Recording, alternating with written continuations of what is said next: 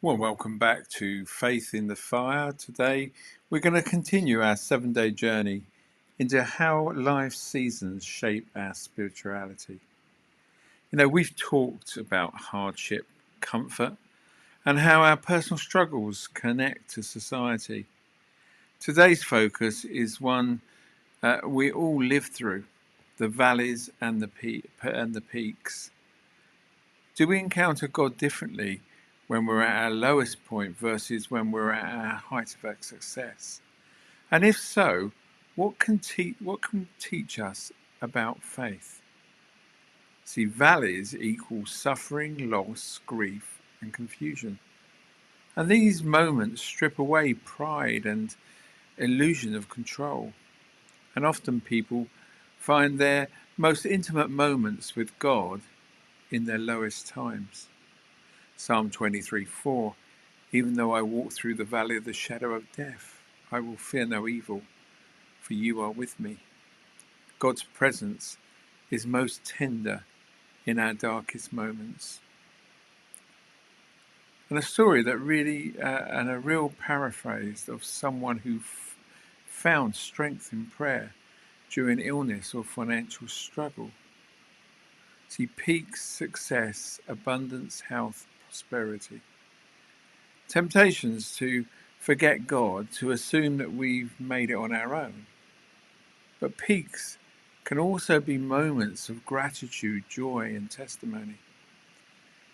Deuteronomy 8:17-18 says, "You may say to yourself, my power and the strength of my hands have produced this wealth for me. But remember the Lord your God, for it is He who gives you the ability to produce the wealth." See, success is also a test. We will remember who gave us the blessings. So someone who after career success chose to give generously and to testify of God's goodness. Faith matures when it's not dependent on circumstances. The God of the valleys is the God of the peaks. He's unchanging. So our perspective of God shifts, but his character doesn't. And Philippians 4:12-13 says this. It says, "I know what it is to be in need, and I know what it is to have plenty. I can do all this through him who gives me strength."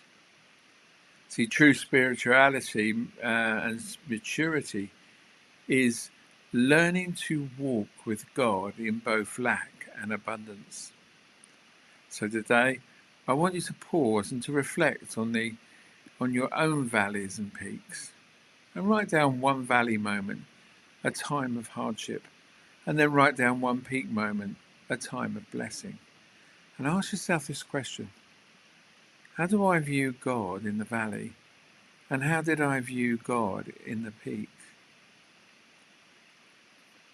Did your dependence grow in the valley, or did your gratitude slip in the peak?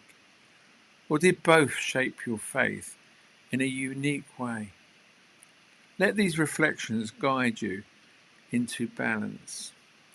So God is present in every season, the valleys where we struggle and the peaks where we celebrate. Our challenge is to remain anchored in Him regardless of where we stand. So tomorrow we'll talk about building resilient faith practices.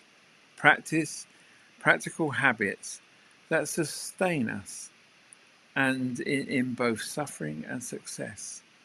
So until then, may you see God's hand both in your valleys and in your peaks.